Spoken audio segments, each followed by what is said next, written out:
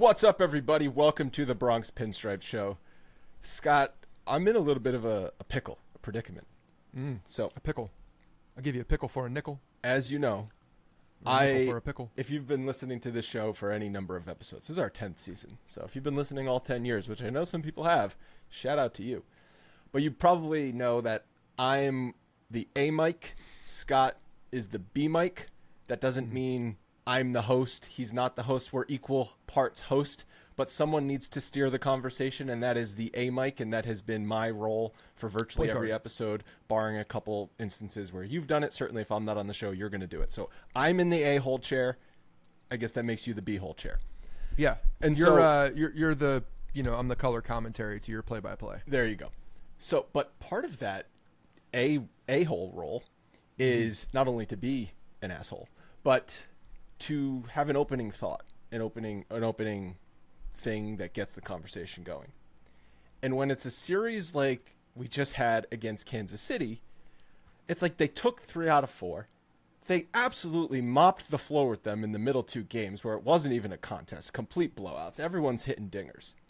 And then you've got a game like Thursday afternoon, which is right there in their grasp to win in the 9th inning. And I can't help but make that the focus of my first thought, not just because it's the most recent thing that happened, but because, like, do you guys really want to hear me say, those home runs on Tuesday and Wednesday were fun? Yeah, of course, they crushed the ball, but, like, it's more interesting right now to focus on, like, how they blew that game, unfortunately, had a 4-game sweep on the tips of their fingers that they pissed away. I could also go and say that they were being no-hit through 6 innings, and they had no business winning that game in the first place. They did come back. So there's the tale of 2 different Yankee teams. You get no hit for 6 innings, you come back, you take the lead, and then the third team shows up with Clay Holmes, who's a ground ball pitcher, not getting as many strikeouts this year, not getting as many strikeouts as your prototypical closer would, in the past.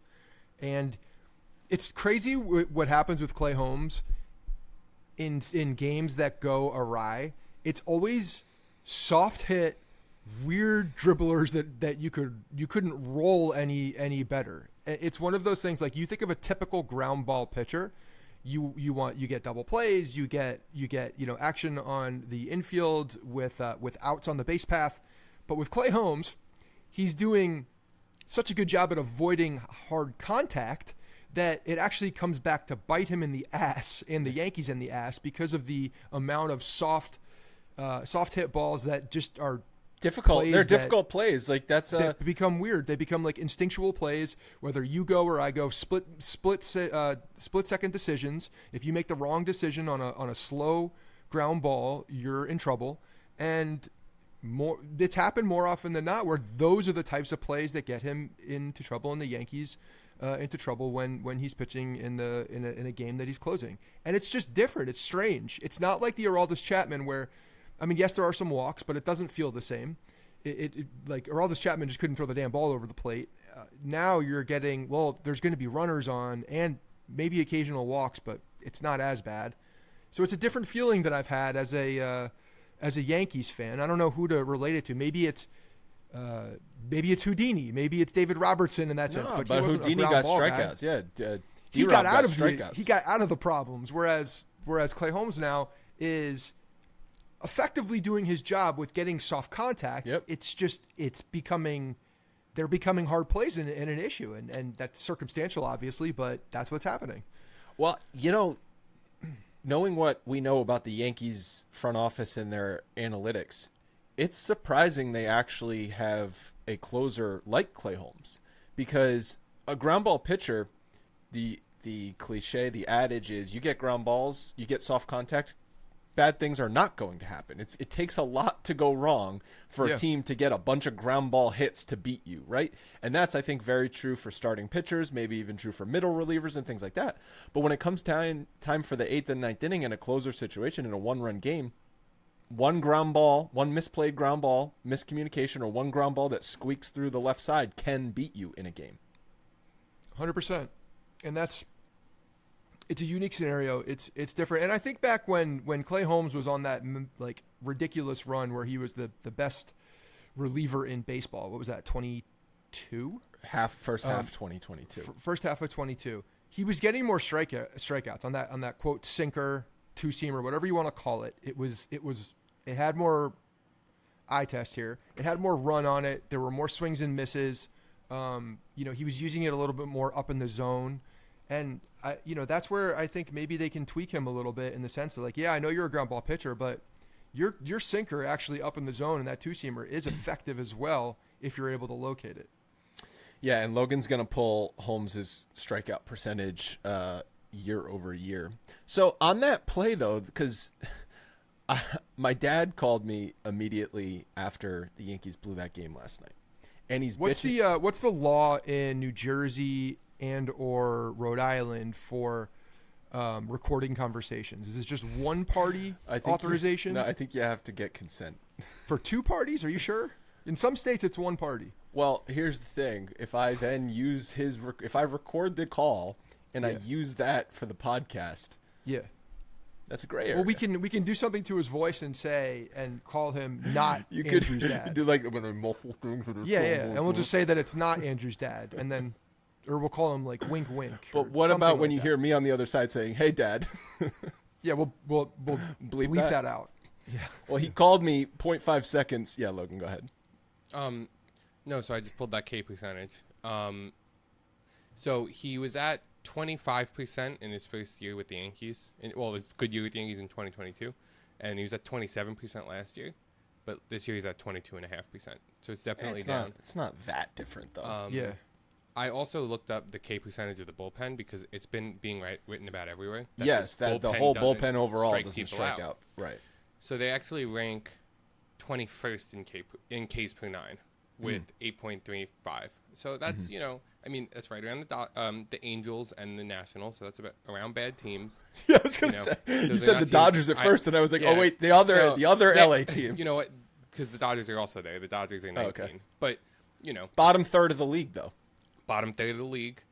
And, that's a problem. They also, walk a lot of people, 20th in walks per That's 9. why we've been talking about this bullpen. We're like, I don't get it. I don't get how it's been so successful, because what I'm seeing with my eyes, and then even some of these actual hard numbers, they don't add up to being a dominant bullpen. Well, their FIP is 14th in baseball. That's league average. That's and middle of the pack. pack. FIP is 21.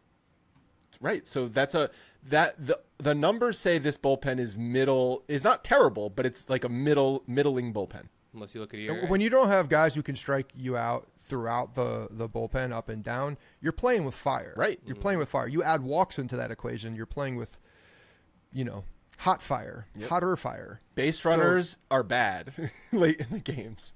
Only bad things happen when guys get on base. But what I was saying is, my dad called me split second after the game ended, and he's bitching about Clay Holmes. And my immediate reaction was like, he got a soft ground ball to first base, and that should be 2 outs, nobody on. Yes, I know from there he allowed 2 hits to the number 9 and the number 1 hitters, who I wrote this down.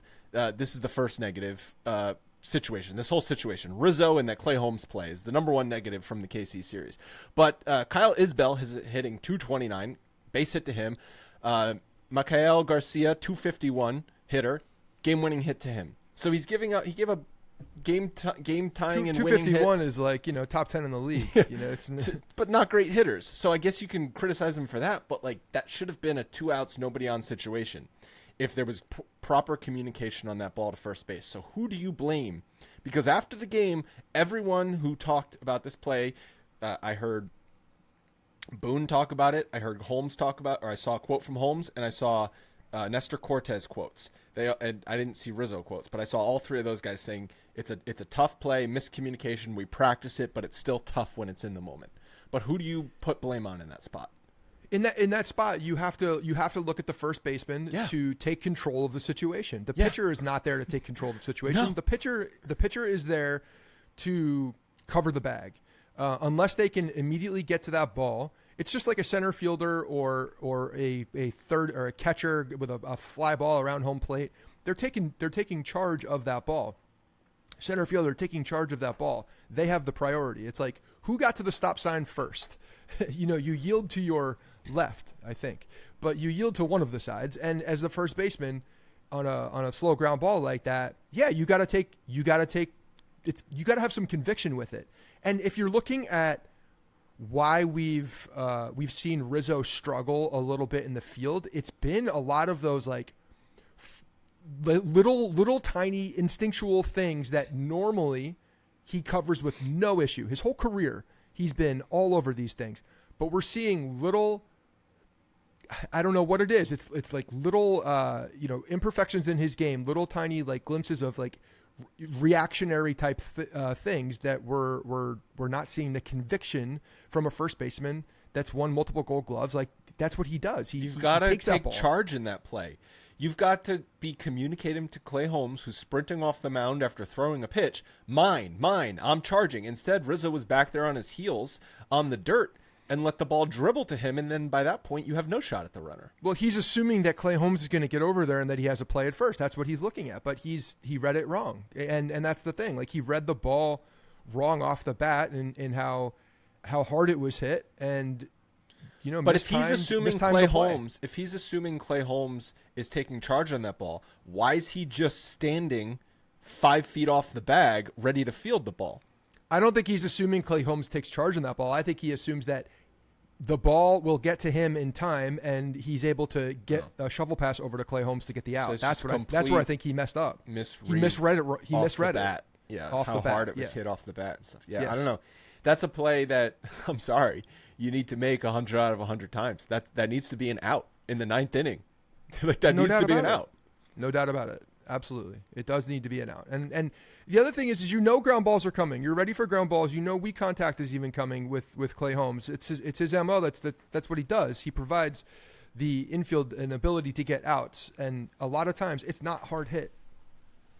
So, maybe that's affecting how you're playing, where the defense is playing as well a little bit more too. It's just they got to make that play, and you gotta close out that comeback win. I don't know if you saw this in the notes, but if you had to guess, how many errors does Rizzo have this season? I remember I'd say he has 6. 3. He's been charged with 3 errors. Oh, one of them was overturned. He at least had 4. One of them was overturned. Remember that Rodon one that got overturned like a week later for some reason? Yeah. But he's played so much worse than that. Like he's played a bad first base this year. Yeah, I remember him having 4. That must have been the one that got overturned, so I just assumed there was another one at least in there. But they've definitely given him the benefit of the doubt on a few plays as well. I feel like that's been the case for a lot of fielding situations. And when your first baseman offensively ranks as poorly as he does, I know he hit the home run to get the Yankees on the board yesterday, but he's been terrible offensively. The Yankees' first base production is 24th in baseball in WRC+, 22nd in batting average, 25th in on-base percentage, 27th in slugging, 27th in walk percentage, 21st in home runs. Bottom-feeding offense at first base with subpar defense that has cost you in big spots. It's been an absolute black hole at first base. The biggest problem on the diamond for the Yankees this year has been first base, and it's not even clear. It's not even close. Which is crazy because you walk in assuming with Rizzo that the way he started the year last year, making the assumption that everything, with the concussion symptoms and all that is behind him. Who knows? And you're not getting any production where we've gone back in time before Rizzo got here, because until Rizzo got here, first base was a black hole for a long time as well. You go back to Mark Teixeira. It's like, when did you have the last consistent first base production that equates to what you would expect from first base production? And Rizzo did take care of that when he first got over here. But yeah, over the last year, right? I mean, he got hurt. We agree. He got hurt in May of last year. We gave him a pass for the concussion stuff. Like 100%. Absolutely, that was a crazy weird play, mishandled medical staff wise, and he was completely lost. We were hoping he'd come into this year good. Like obviously he's been cleared medically and all that stuff, but it just, he looks old. He looks done. And that could be it too. Father Time could be coming back and saying, you know what, this is the cliff. Guys fall off cliffs when you get to a certain age. Sometimes they fall off a cliff. It looks like he has literally fallen off a cliff because he's been a bad player. Yeah, he has not been good. I agree with you. And so I agree. But real quick, back with your first sentiment. Like the Yankees took 3 of 4 from the Kansas City Royals, who have been a very hot team. Hold on a second. That's a garbage team. Sorry, they came in 11 games over 500. Bullshit. That team sucks. The AL Central sucks. They're winning. The AL Central fake does games. suck. Fake games. Bobby Witt Jr. is a very good player. Great player. A very good player. He's fun to watch. He's a 5-tool guy. He's one of those. He's a dude. Yeah, there's no doubt about the it. Royals Sal are Perez, trash. I can't believe Sal Perez is only 34 years old. That's wild to me. Blew your mind. I thought at least 38. There's no way.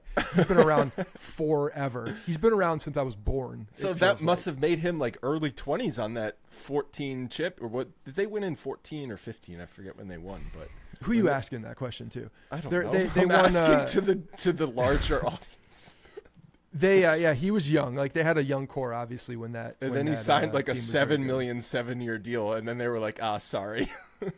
Yeah, but so yeah, they went to Kansas City, and took care of business, and yes, did come back. Were in a position to sweep and did not close the door, unfortunately. But so my overall, original good series. sentiment of what? Like, you just got done with the Dodgers series, which despite losing was such a fun weekend, and you're about to go to Fenway Park to play the Red Sox for the first time this year. Sorry, I'm not up for the 4 games in Kansas City. Like, it's hard to get up for the Monday through Thursday Kansas City games on the road. And the middle games were definitely just, over by the lappers. second inning. But the first game, I will say this, the first game, you look at that lineup, it was different. It was different. Judge was not in the lineup.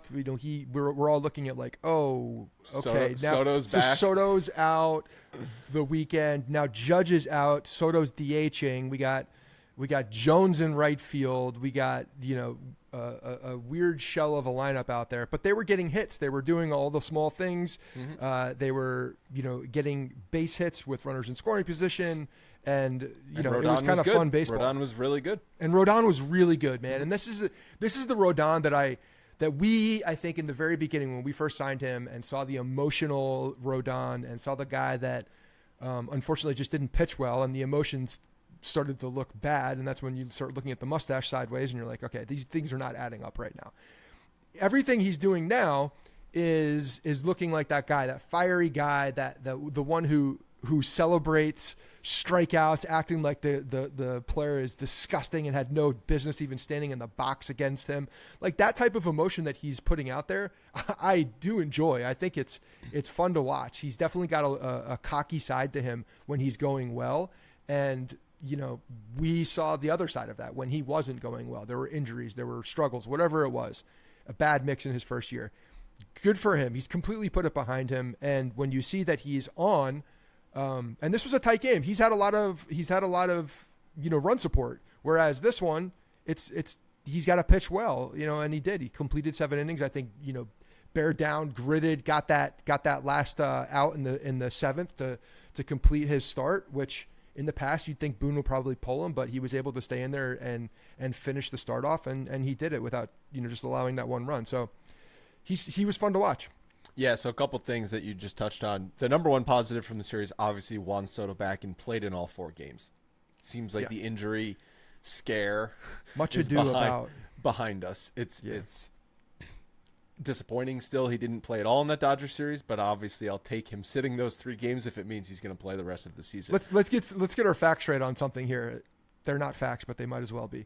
If that rain delay does not happen, we have no idea about this injury. That's so wild. And he plays. And I think the reason he didn't play was because he got pulled, and then everybody made a big thing of it. And the Yankees now understand, hey, if we overplay him and don't take a beat and try to, then it's huge heat on them and everybody around the organization at that point. So I think that was him sitting those games wasn't necessarily about him not feeling great. It was more about the whole situation and making sure that they're covering their ass a little bit with him.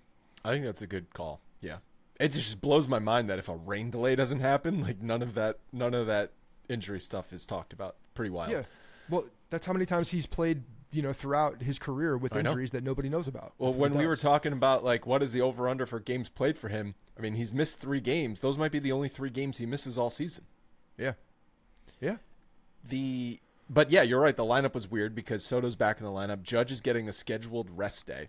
You know, this was circled on the calendar weeks ago. Like, oh, Boone's master plan. It's like, oh, we're coming off Sunday Night Baseball against the Dodgers. We're going to Kansas City. We're going to give Judge the day off because it's, you know, coming off the highs of the LA series, a soft landing in Kansas City, blah, blah, blah. It's just like, of course. Well, there's also not a lot of time off in between. I get it. I do get it because you got Boston coming up. No days off. They're coming in. But so it was a scheduled off day for Judge, though. Why not? I understand the scheduled piece of it. Why was there no scheduled off day for Stanton or for Soto or for Glaber or for any of the other players? Why was Judge the scheduled off day on that day? Because Judge doesn't have off days. Stanton has off days. Soto clearly had off days because of. But what if that rain delay doesn't happen and he plays the 3 against LA? Does he get an off day? I don't know what to tell you. I don't like the fact that there's scheduled off days. Okay, it's crazy. But I don't think an off day after, having the Dodger series, going to Kansas City, and then going to Fenway, understanding that you want to be fresh, so one day off in there, I think is not a bad thing, whether it's scheduled or not.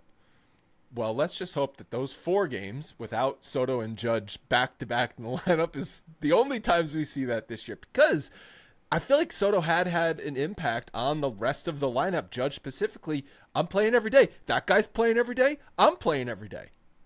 Yeah, 100%. There's no doubt about it. I think that's it's one of those just unspoken things that you see that guy going out there, you want to go out there. And Soto comes back after 3 days off, goes 4 for 11, 5 walks, 1 hit by pitch, 588 on base percentage. Like nothing happened because guess what? Nothing happened. The other positive, which we were just touching on, is the starters continue to be excellent. Rodon, we mentioned, 7 innings, 5 hits, 1 run. Interesting things about his numbers, though, if you look at his numbers this year versus his career, his strikeouts per 9 are down 1 versus his career numbers, but his walks per 9 are also down 1. So strikeouts per 9 down 1, not a good thing, but doesn't mean it's a bad thing. Walks down 1 per 9, very good thing. Yeah, the walks per 9, outstanding, and I think that's helping him get longevity because he's going deeper into games now too. I mean, 7 innings, I think he threw 103 pitches. Yeah, fantastic. With him walking guys or, not being able to go deep into games, because I remember we looked it up for his history. Even like it was part of his deal was that he didn't really go deep into games. No, he was a 6 inning, 100 pitches, 8 strikeouts, 4 walk kind of pitcher. Yeah. And we're seeing a little bit of a transformation, and I think it's more of a dependence on secondary pitches, giving him a little bit, more of a repertoire to get out of different situations. Get outs other than just striking a guy out. Yeah. So I think and that's the thing. You want ground ball guys.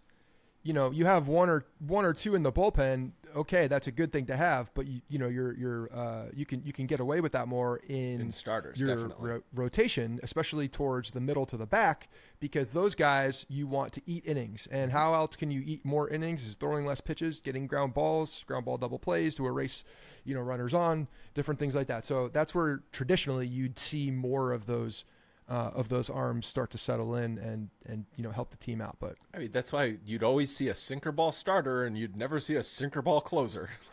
Yeah, it's not a thing. Stroman right. was 5 2/3 of no run ball. Poteet 5 1/3, 2 runs, 2.14 ERA in 21 innings for Poteet. Yeah, Aaron Small reincarnated with coming up and getting some wins. He got. The numbers don't look as good in this last start, but again, he did his job. He held bay. Right, what do you expect from this innings. guy? Well, after the first 2 starts, I'm expecting zeros across the board. Yeah, no, well, he's doing a very good job in the role that he's playing, and hopefully that role will not be needed too much longer. Right, and then Cortez on Thursday afternoon, 7 innings, 6 hits, 2 runs. I mean, so across the board, 4 starts. Your starters were all good. Your Poteet, on the road, Nestor, 5th. on the road as well, of note, because that's where he's been struggling the most, but he had a good start. Poteet, who's your fill-in for your ace being out, is not only keeping you in games, helping you win games. I think that that cannot go understated. No, 100%. Those when you start looking back at really good teams that had good runs, you start seeing Dakota Petites. You start seeing the guys, the role players who have stepped up in situations when somebody went down. So this is what good teams need. Good teams need that depth, but it's usually a no-name depth guy that comes up and does something, or a couple of them that makes an impact over the longevity of the season and to put them in a good position. So I like it. And the last positive, catchers produced this week. Got a 3-run homer from Wells on Tuesday, a 3-run homer from Trevino on Wells's was on Tuesday, Trevino's was on Wednesday.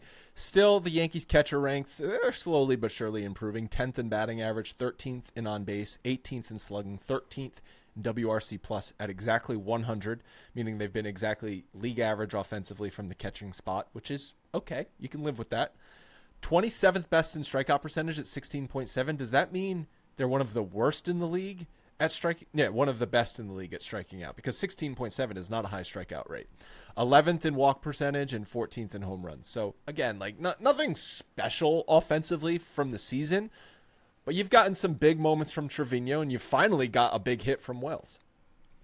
Yeah, and that was part of the early game onslaught that the Yankees had started to take to the Royals. I mean, what day is today? Friday. So that Wednesday game was like, it was over. It was over, before it started. It seemed like that first inning took 30 minutes, 25 minutes, something like that, and then the rest of the game just kind of flew because everybody's swinging the bat as it should. But they're jumping on early, and Wells finally getting some balls to fly out, hit some green. Like this is what I do expect it. I expect it from him. I think that, as we've kind of shed some light on the numbers for him and being a little unlucky, I think now you're starting to see him square up the ball even more, find some green, and they're starting to fall a little bit. So I'm happy for him that he's starting to get it going. But yeah, the two of them, it's a really good tandem. It's a really good tandem that's working well. So I'm glad, the fact that we don't have a starting catcher, quote unquote, it's fine. Yeah. Those positives were brought to you by Factor Meals. Factor has saved my sanity so many times so far this year with all of the chaos in my house, as I've talked about in the 5 o'clock hour, trying to get dinner ready for the two kids. The reason it saves my sanity is because Factor meals take just 2 minutes to make, and they taste great. Factor delivers high-quality, fully prepared meals to you. You go on their website and choose from over 35 delicious options. You can also customize your delivery with 60 different add-ons. Highly skilled chefs prepare your food, and it is delivered to you. The food is always fresh and never frozen. Like I said, it takes just 2 minutes to heat up. And the best part, no cleanup. I feel all I do is clean. My entire life is just cleaning up crap off the floor. I turn around and it's back on the floor. Factor is no prep, no mess, just delicious food. Head to factormeals.com/Bronx50 and use code Bronx50 to get 50% off. Half off is an awesome deal. FACTORMEALS.com/Bronx50. Thank you, Factor.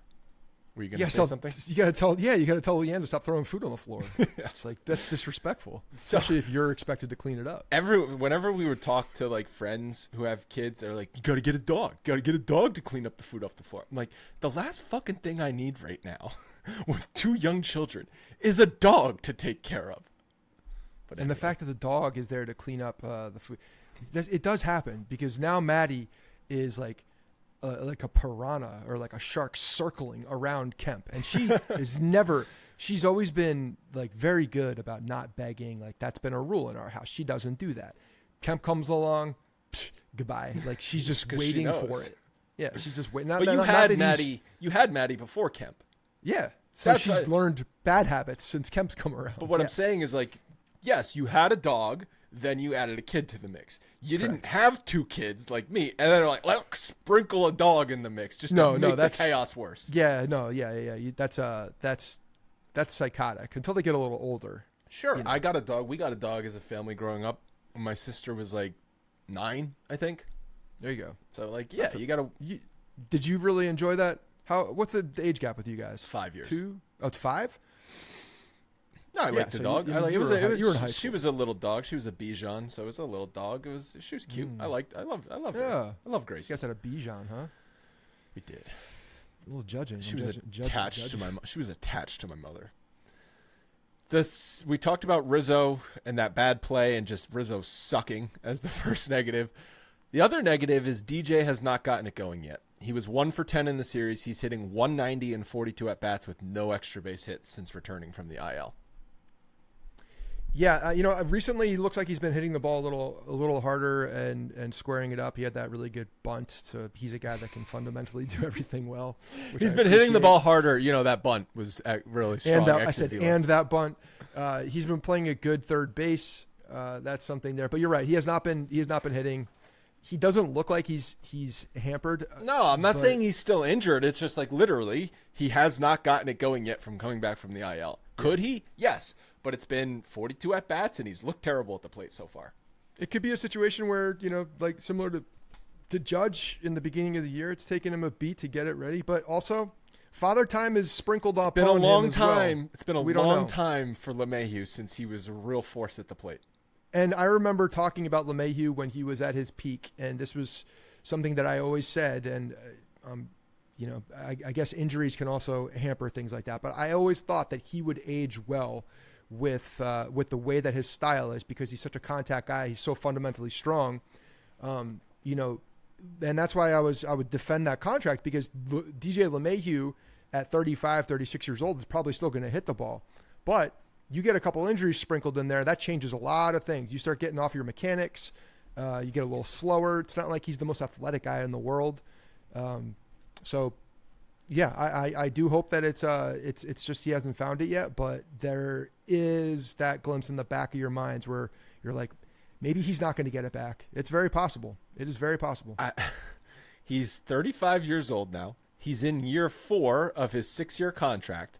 And in this contract, his offensive numbers are 256 batting average, 344 on base, 371 slugging for a 99 OPS plus, which means he is, call it league average, but 1 point worse. Coming off of a batting title.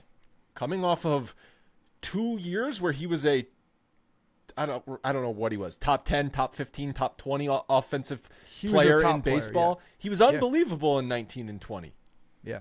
Yeah, he was. And it's really sad to see if this is demise of the physical abilities because of Father Time. That shit sucks.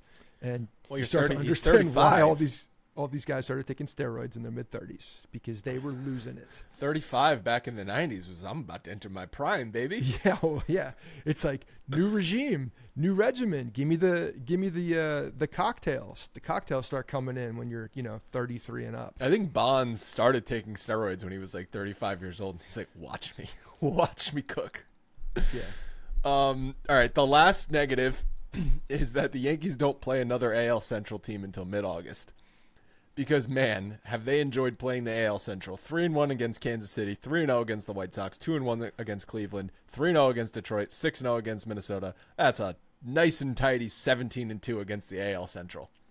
I appreciate the fact that the third negative many times that we've done this has been, we don't play these suck teams anymore. We don't play these crappy teams anymore. We don't stay within this groove. So I appreciate that. That's meeting me halfway on the positivity. But yeah, you're right. That's the AL Central is a bit of a mirage in what it looks like. I know coming into the year, people were circling the Royals and the Tigers and like for all intents and purpose, like they are better teams than they were, no doubt about it. They're young teams that are on the up.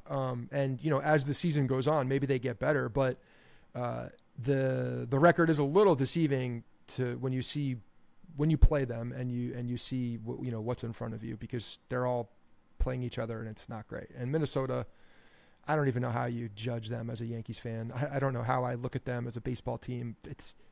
Shouldn't even put our opinions into it, to be honest, because it's never different. Yeah, it's never different. Someone has to win that division. Someone's gonna make the playoffs from that division. It's always Cleveland. I'm not saying that if you play them in the first round of the playoffs that it's an easy series, because no playoff series is ever easy.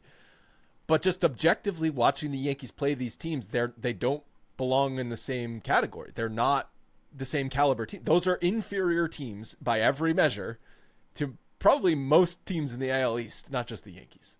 Yeah, Bobby Witt Jr., really good. Great. And so we were looking up strength of schedule. The Yankees have the 8th hardest strength of schedule remaining. The combined winning percentage of the teams coming up on the Yankees schedule is .506, and that's the 8th hardest in baseball. Because they did play a lot of those AL Central teams in May, beat up on those teams in May. It was a bit of a soft schedule. The only two series that they really lost in that May to early June timeframe was Baltimore and LA, two great teams. They're about to play Baltimore next week after going to Boston. Boston was hot at the early part of the season. I think they're now a game over 500, 35-34, about to go to Fenway Park. So they came back down to earth a bit. But yeah, man, let's wait till mid-August when they play I think they're playing the White Sox and the Tigers again. I don't know who they're playing again. Yeah, Toronto early August, and then they have a little bit of a relief, but yeah, we'll see how that. I'm excited for this Fenway series just because we haven't seen them all. Yeah, year, it's been a crazy thing when you look at the calendar and you're at June 14th, and the Red Sox are just now coming onto the schedule. Well, that's part of the balanced schedule now. You play everyone. Yeah. You could not see a division rival until June, where before that you would always see the Red Sox in April or May. Yeah, definitely. You have a glimpse of what the division is much earlier than this. So yeah, it'll be good. That's the only part of the balanced schedule that I'm like, I like the balanced schedule in general. I do. But the fact that you don't see some of your AL East opponents or whatever division you're in until this late, that's the only thing that I could I could go for some adjustments on, because I do think having an early glimpse of what your division is kind of sets the tone as a fan when you're watching a little bit.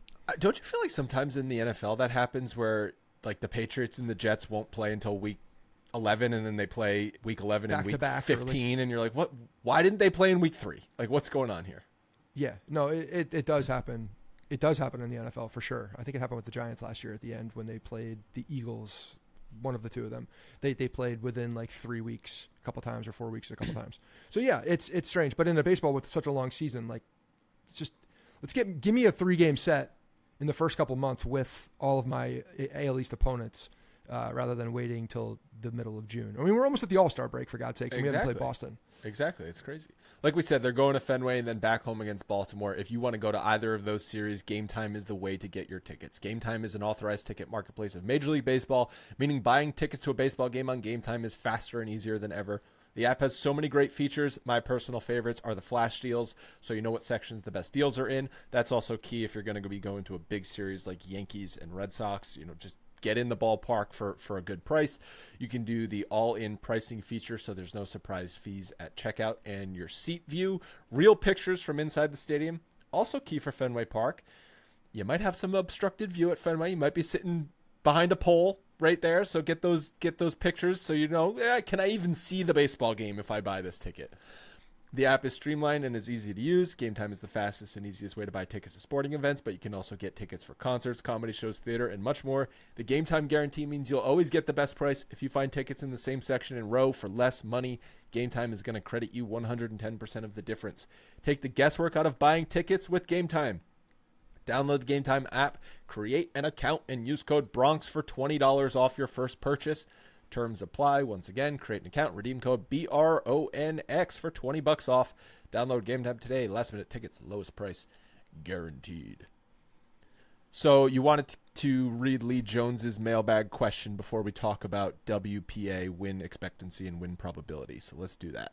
Lee Jones says, your rant about the Fox strike zone was almost verbatim to the one I texted to a Dodgers fan I know. But why no bitching about Apple TV's probabilities BS2? At 2-0 up, our win probability was 75%.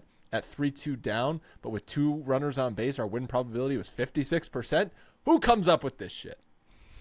So I'll say, Lee, thank you. Appreciate, this is part of this podcast, is like, my inner thoughts, a lot of times Andrew's inner thoughts sometimes, resonate across. This is what we do. We talk about these obscure things that drive me insane. The strike zone on Fox, whack. Apple probability. Here's why. It's not new. So I feel like I've already bitched about it. And 2, I ignore it. I do. The Friday night Apple games, I don't have the volume on. I'm not looking at their graphics. I'm watching the game for the game itself, and it's usually on a secondary screen for me. So I'll have it on my laptop because we do a Friday movie night in the family here, and we have like a kids movie on or something like that I could care less about, honestly, but so I have the Yankee game on a screen, second next to me so I can watch the game. But it's a perfect opportunity for those Apple games where I can mute them and not look. But are they dumb? Yeah, they're dumb. The amount of stats that they have in there that are obscure, that are changing for one simple position. They change by the within pitch. the game. They'll be like percentage to strike out, probability to strike out here with one. It's so dumb. Percentage to ground into a double play here. Shut up, Apple. God, I know. I'm hoping he doesn't ground into a double play. Don't freaking tell me there's a 7% chance he's going to ground into a double play here. You know why? Because when he does ground into a double play, I'm going to be like, wait, so he had a 93% chance not to ground into a double play there, and he still grounded into the double play? F that. I can't look at those stats because, one, they make my mind just explode. And if you're going so granular with the statistics within each individual play, like it almost doesn't even matter anymore. It doesn't even matter when you have overload. Yeah, it's too much. It's too much. There takes, I don't even know where they get that stuff from, honestly, and like how any factor within the elements of the. Do you know how they get that? I don't want to. We're about to read how. We're about to read how. Okay. Well, the individual moment WPA is ridiculous. Well, win expectancy and win probability. Here's a little definition for you. Given a particular inning score and base out situation, this is baseball reference talking, can estimate the probability of an average home team, and therefore the road team, winning the game. This is the win expectancy. We have this for every single possible situation in a game for all 24 base out situations for the top and bottom of each inning and all range of score differentials, -11 to +11. In this case, any lead of more than 11 is just treated as an 11. And then, given the win expectancy at the start of the play, we can then look at the change in win expectancy at the end of the play and determine the difference. This difference is the win probability added to the batter and subtracted from the pitcher, with the sum of these values across the entire game and season, and produce the numbers you see on the website and some of those numbers you see on the Apple TV broadcast. So a couple of examples from this Kansas City series to put it in some context so you can understand how plays affect win probability. Glaber's 3-run home run on Wednesday, 3-run home run, added 1% to the Yankees' win probability. They went from 99% chance to win the game to 100% chance to win the game. This was, I think, the 7th inning he hit a 3-run home run. Yeah. According to, as far as win probability, importance to the game, virtually meaningless. Whereas Jose Trevino's 3-run home run on Wednesday, which was in the first inning, was a +15% win probability for the Yankees. It made it a 6-0 game, I believe, in the first inning. Took the Yankees to a 91% chance to win that game. Mm-hmm. Those make sense. That makes sense to you, right? You hit a 3-run home run in the 7th inning when you're already up by 8 runs. You're not really adding much to your team's chance of winning the game. You hit it in the first inning, you're adding a lot for your team's chance to win the game. That makes sense. Sure. I don't know how anybody can get to 100% in anything, but okay. Judge's home run on Tuesday was 0% win probability added. Yankees were already at 100% when he hit his, I believe it was a solo home run in the 8th inning to give the Yankees, I think, an 11-1 lead or 10-1 lead at that point. Whereas his RBI single, so just a single, in the first inning on Tuesday, added 5 points to the Yankees' win probability to 68%. Cool, I love it. That's great. Cool. This is really informative and helpful, and understanding that they have to play the rest of the game for these quote win probabilities. Does the win probability factor take anything into play if second baseman boots a ball or that's a negative win probability. Yeah, but how does it affect it in the 3rd inning when you're telling me the stat when that's going to happen in the 5th inning? Huh? There needs to be some predictive analysis, right? No, so that this is not if a predictive. guy hasn't made an error No. in 4 games, he's probably due for an error. So there's a 6.3% chance that an error occurs, which could be a run scoring play. And then all of a sudden your win probability added is a little off. This is nerd scoreboard. That's all this is. This is what just happened. Did that help your team? Did that hurt your team? Mm-hmm. It might not have produced a run, but a walk in the 9th inning when you're only up by 1 is a negative win probability to your team. What's the point of the statistic? Is it for identifying when players are contributing? Is that mostly it? Yeah, it is. Is that only it? It has nothing to do with the team. I don't know if it's only it. No, I mean, what's the usable? That's what I'm saying. Like, okay, what's actionable from this? Like, I think why does this exist? I think that say I had an MVP vote for the season, win probability added is something I would look at for players. Because just because a guy has, like, go back to the days of the 90s when, like, Juan Gonzalez would have 55 home runs and 140 RBIs for his 500 Detroit Tigers team, right? And he would win the MVP because he hit 50 home runs and he had 140 RBIs. Whoa-wee!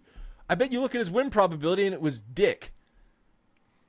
Well, he's also going up against the same pitcher multiple innings more than anybody's even remotely. My point close to doing is, anything I now. would look at win probability added, not just win probability added, but that is a metric I would take into account for an MVP type vote.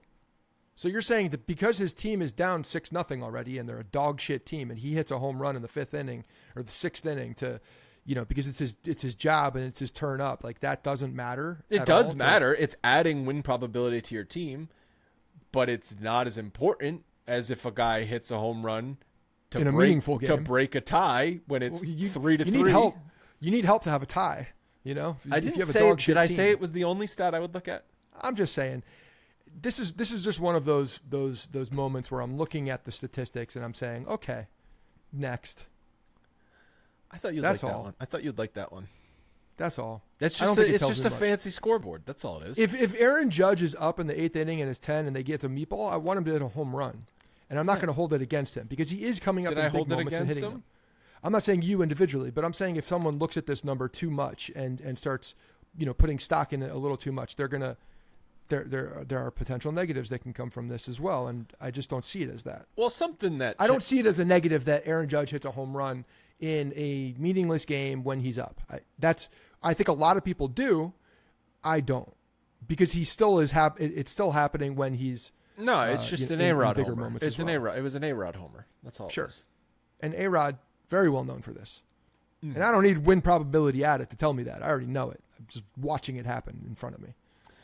All right, so Cole's next rehab start is going to be today, Friday, hopefully his last rehab start, which would line him up for Wednesday, June 19th, or Thursday, June 20th against Baltimore. If he's on regular rest, it's Wednesday. Extra rest, it's Thursday against Baltimore. Yeah. So I like it. So he's this last rehab start's happening in Scranton, correct? With the Rail Riders, I believe. I'm not sure. I'm actually not sure if it's single or double or AAA. I believe it is. So they're moving him up bumped him up to tough competition. Tougher competition, getting ready for it. But it just makes more sense to get to the next thing. They're probably just doing it for wherever the team is at home. They're not going to send him on the road with the frickin' Patriots. Yeah, he's playing with Scranton. Yeah, so nice little about 70 pitches. Cool. So that means he's going to be 85 in Baltimore if he makes that start, right? Home against Baltimore. Home against Baltimore is what I meant. So, but you're right there for a nice little easy Scranton shuttle. They're already setting you up for being home. Mm-hmm. He can be with his lovely family in Connecticut. I mean, he makes this start. He'll make this start Friday. He'll probably be with the team on Saturday in Boston, and then ready to start Wednesday or Thursday against Baltimore. Yeah, I like it. I think that's what the plan should be. 85 pitches from Garrett Cole, I'll take it. No, 70. No, I mean when he makes his start with the Yankees against the Orioles, you're probably looking at 85-ish. And you could just line up so Poteet is there to back him up if you have to take him out in the 5th inning or something. Got it. But that's the thing. Like you have to make a move. So I don't know if Poteet is going to stay up even with with a roster move at that point. But that said, like if Garrett Cole's going to throw 85 pitches somewhere, I would much prefer him to do it at Yankee Stadium against the Baltimore Orioles. Sure, absolutely. That's the bottom line. Absolutely. All right, like we said, going to Boston, the Red Sox ranked 10th in batting average, 14th in WRC plus. 11th in home runs, 6th in ERA, 3.43, 3rd and 5th, 3.57. They've certainly come back down to earth overall as a team, but specifically on that pitching staff, because about a month ago they were number 1 in their pitching categories, and the Yankees have since surpassed that. The matchups are Luis Gil versus Brian Bello, and then Saturday's Rodon versus Cooper Criswell, and then Sunday Marcus Stroman versus Cutter Crawford. Cutter Crawford, great. It's so funny when you read the names that are starting games for Boston. Who the fuck are these guys? It's the first time in a long time that's been the case, and I know that they were hit with the. It is Brian Bello, right? Could be. Is that a typo in our notes, or is that just how he spells his name? No, that's correct. Is it Brian or is it Brian? I think it's like Brian Bayo or something. It's Brian. Oh, Bayo, like Scott Bayo. There you go. Scott Baio spells his name like. I'm too old at this point. Like, I don't have all the time in my hands to like know how to pronounce every other.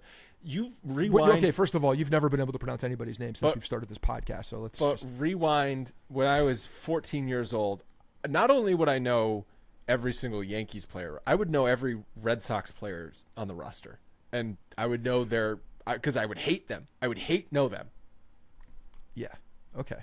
So rewind 20 years. Yeah, rewind 20 years. And your memory was a little bit better, and your attention was more focused. I had more time. Baseball cards and not life. I learned most of. I would say, aside from just watching the games, I would learn a lot from baseball video games. Oh yeah, video games are a great way to learn. That's how I learned. That's how I learned and got into hockey when I was like in middle school. That's how I even knew what soccer was. Because I would do, on those like the MLB, MLB MVP baseball back on like PlayStation 2, like 04, 05 time frame.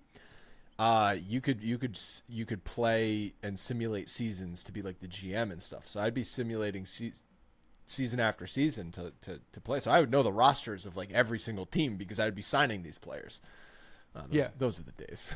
No, I mean I can still tell you the starting lineup of the St. Louis Blues in 1996, I think, or 1995. That's good knowledge for you to retain in your head. Yeah, for whatever reason, it's like pre-college. It's funny because you go to college, like everything is kill erased. A bunch of brain cells. Yeah, but before that, I still remember things before that, and in fact, I still remember phone numbers from college, which is weird. Right, which didn't help you in this situation. Didn't help me much. Thank you. Today's world and spam on text messaging. But the other way to learn a sport and learn everything about the sport in today's world as well. So you have video games for sure. Great tutorial. Great way to learn and know everybody. Fantasy sports also the other way. I play fantasy baseball and fantasy basketball, not because I necessarily... You play fantasy basketball? I did this past year. I went undefeated in the regular season and all the way through the playoffs. I dominated. But the reason I did that was I did it. I didn't know a lot of the younger players, but I did it purely for that reason, just so I would pay attention and keep up and like. Why did you want to pay attention to the NBA? I don't know. It just kind of forced me to do it. I just hadn't paid attention in a while, and I felt like doing it. Somebody asked me to play, so I did, and then I dominated it. It's embarrassing to everybody. It's like when you're in the office pool March Madness bracket, and then the one girl on your team that has no clue about sports is just picking the teams based on the colors, and she wins the bracket. Yeah. Well, I used to play fantasy basketball a lot in some competitive leagues and did pretty well. I have like a kind of a formula, but I haven't paid attention to who the players are. But the stats, the strategy stays the same. It still works apparently. A lot of and fantasy baseball is a lot. It's intense. It's time intensive because of the amount of off days and the amount of lineup changes. Grind. You got to pay attention to it all the time too. Or if you're in one of those leagues where you have to change guys in and out on a daily basis. So it does force you to look up and down the waiver wire, understand who's doing what on other teams. It is helpful for the landscape of the sport. All right, we've got a couple more mailbags, but first, whether you're a world-class athlete or podcaster like us, we understand the importance of mental and physical well-being and proper recovery for top-notch performance. That's why we are excited Unified Healing is sponsoring this episode of the Bronx Pinstripe Show once again. Unified Healing is a new and innovative global network of wellness centers powered by Energy Enhancement System, or EE System. This technology promotes wellness, deep relaxation, purification, and rejuvenation. If you're in the New York City area or hundreds of other locations around the globe, access to a center is easy and affordable. All you have to do is go to unifiedhealing.com/Bronx to learn more and find a center near you. It is spelled UNIFYD healing.com/Bronx. No material or testimonial on the Unified Healing website are intended to be viewed as medical advice or a substitute for professional medical advice, diagnosis, or treatment. Always seek the advice of your physician or other qualified healthcare provider with any questions you may have regarding a medical condition or treatment and before undertaking a new healthcare regimen, including EE system. Can you read the first mailbag question from Claire and Paul? I can. Claire and Paul DiLorenzo. Hey, Andrew and Scott. Question is coming to you guys from Claire and Paul. Here we go. Big fans of the show for years. Thank you. Like Ron Burgundy. I know. If it's in front of me, I read it. We went to the Yankees-Dodgers game last night at the stadium after seeing Gleyber Torres stupidly drop an easy fly ball. We have known, and we have to know what Andrew's dad said or texted about that specific play. Oh, I should love the back. 3 new positives/negatives format. We're thinking you guys could also include the best text from Andrew's dad about each series. It's I gonna will be the start same doing text. that. It'll be the same text over and over again. Idiot. Moron. What is wrong with this guy? Also interested in tickets to August game. Cool. That will more details on that one too. But thanks for writing in. Well, I got a text on Sunday. Wait, why did I get this text? It's Sunday, May 26th at 6:07 p.m. Gleyber sucks. But that wasn't when he dropped the pop-up. May 26th. That was like almost a month ago. That's okay. I found it. 7:45 p.m. on Friday night. Gleyber at it again. That's what he said. Yeah. Okay. So it's just more of the same. I will include the best text message. They might not all be heaters. I always include the really funny ones on the show. Sometimes he doesn't send it. Sometimes it's just he just stews in it. Real angry. It's just sometimes that doesn't come across so well. So I don't include those. But I will try and pull the best ones, Claire and Paul. Thank you. And so I guess that you went to was that the Friday night game that he dropped the pop-up? All right, John says, sup guys, been a listener since 2017 when you posted more frequently. Did we post more frequently episode-wise in 2017? Maybe we did. Nah, probably just across social media because, we had a lot more time and we were not as busy with our families and full-time jobs, I'd say. All right, he says, first-time mailbagger and always good for conversation. Let's talk trades. I love the idea of trading Gleyber and the idea of trading Verdugo or Trent Grisham because it sounds like we need to make some room for Dominguez for some relief or starting pitching. I always appreciated when you guys roast Gleyber because he makes me feel like I can be the starting second baseman of the New York Yankees with all the poor fielding and below-average bat. Verdugo, for me, would be a little more difficult to part with because of how he wears his emotions on his sleeve. He goes out there and makes athletic catches that we haven't seen in some time, along with providing a clutch above-average bat. Anyways, I appreciate the product you both deliver with analytics and strong opinions. So I don't think getting rid of trading Grisham does anything for Dominguez in the grand scheme of things, and losing the lefty bat with Verdugo. I just don't think it's not in the cards to happen. It's just not in the cards to happen. What that would do for me is make this team worse. You're losing, unless I don't even know where you'd get the value from a Verdugo, right, because you'd have to trade him to a competing team. And he's about to be a free agent. That's what I mean. So you're trading him to someone who's going to compete for a title like you. Why would you do that? That's where the trade of him loses me. Like if you want to trade Grisham I don't think anybody wants his contract. I don't think it's worth it. Having him as a reserve guy to play any position in the outfield, I think has value. He's shown some pop recently, so I don't think he's not a problem by any means, and I don't think he necessarily changes what's going on with Dominguez. And, oh, by the way, Dominguez, rehab assignment over, and now rights option to Scranton, right? So now he's in the minor leagues. So the Yankees are not going to be trading away pieces from their major league roster, especially starters, being Gleyber and Verdugo. Do you want to argue that Gleyber and Verdugo shouldn't be a starter? You can make that argument. I think Verdugo's played well enough to be a starter. You can't say that about Verdugo. No, but what I'm saying is if Dominguez when and if Dominguez gets called up, Verdugo's not going anywhere. then the argument is, do you start Verdugo or do you start Dominguez? That's what I was arguing. That's what I was saying is the conversation. You agree? Yeah, but I think it's more than that too. I think that they're going to be, the DH spot I think could get more like as the season goes on. So yeah, but for the most part, yes. Glaber, unless you're upgrading the infield with a acquisition of a third baseman, because that would push DJ out, and if DJ's playing well, you could say we're getting rid of Glaber to put DJ at second base, but like I could see them acquiring another infielder, but I don't know that it would be at the cost of Gleyber Torres, because as frustrating as Gleyber Torres has been, he's been better than Rizzo, and he's been better than their third base, except for the first couple weeks of the season with Oswaldo Cabrera in those first couple weeks. Gleyber has absolutely no trade value. Verdugo, whatever trade value he has, does not outweigh the value he has to playing for your team. And Trent Grisham is a fifth outfielder. He has no trade value. If you're going to be acquiring players with a contract, you're going to be trading prospects to get pieces. You're not going to be trading pieces to get pieces. And again, it depends. Like again, who's going to be interested in a Verdugo anyway? It's going to be people who are competing for a title and think they can win it. So you'd be theoretically making a team that you're going to be going up against right. late in the season into the playoffs better. Oh, but maybe if a team that's competing is going after Gleyber, maybe that's some savvy moves by the Yankees. Put him on that team. Look, the other thing about Verdugo as well with Dominguez is, I'll recircle this conversation. When the Yankees have struggled in the playoffs, it has not been because of pitching. It has been because of offense. And situationally, it has become a problem for the Yankees to match up against very good right-handed pitching predominantly, because they've been so right-handed heavy in the lineup.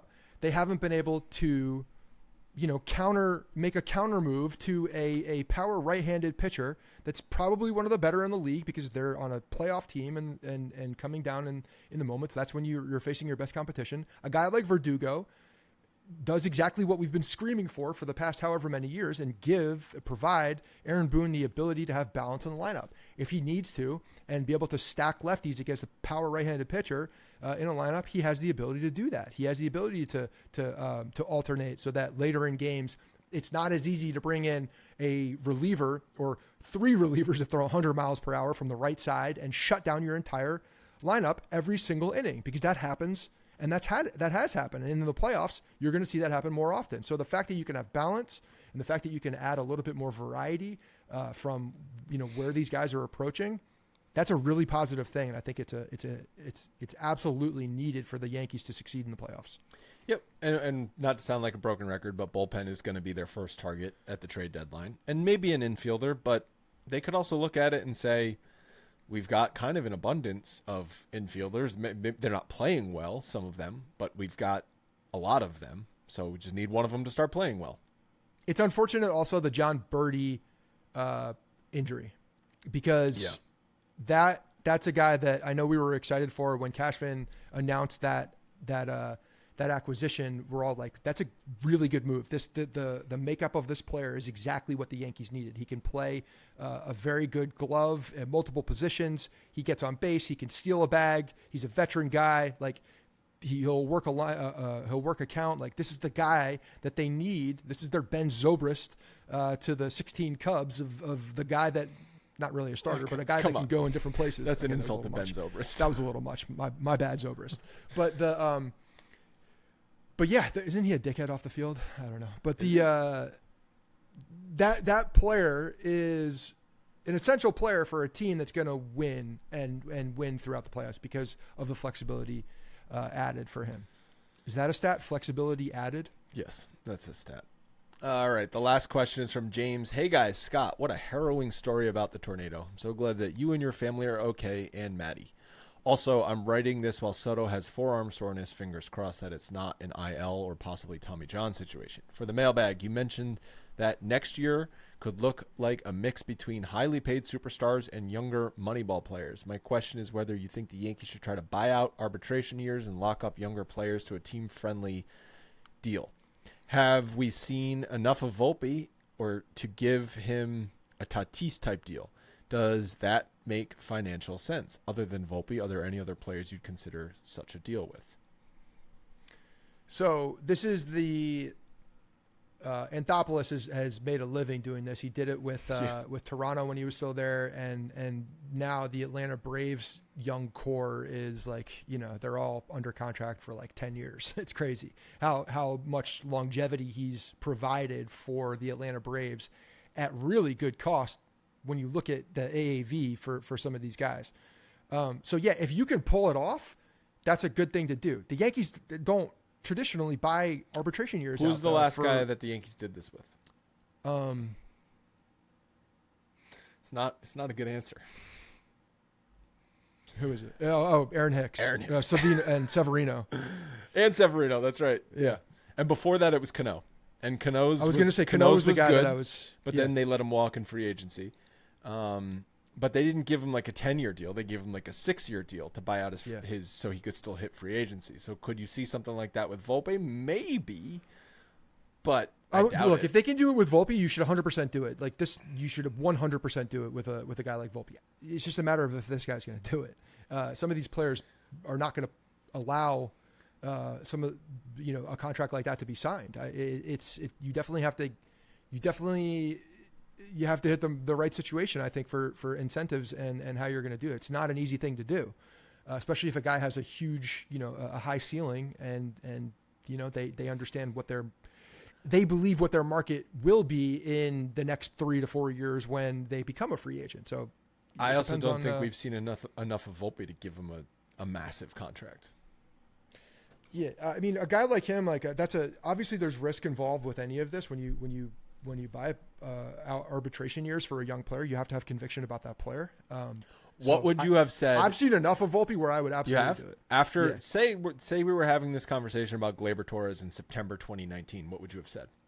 I've seen enough of Gleyber Torres. I'm ready to give him a massive deal. And what's happened since then? He's sucked. I mean, that's one.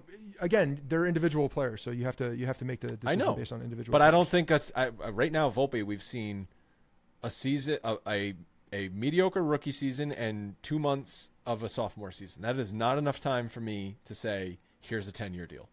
The way that Anthony Volpe plays baseball and his approach to the game, his approach offensively, his approach defensively, I think that I still believe this. I believed it last year. I think that he's going to continue to improve, and we're going to see a very good baseball player. But I think so you can for him wait. Specifically, I would do that. I think you can wait 2 more years and do it.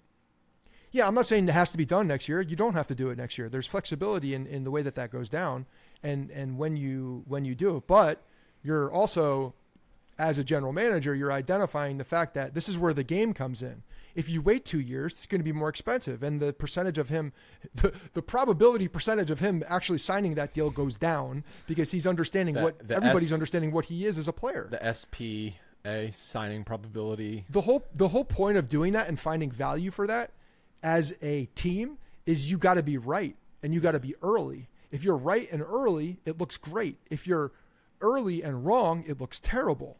If you're right and late, it's more expensive and probably won't happen. And for this team, you're looking at signing Soto in the offseason. That adds $40+ million AAV to your payroll.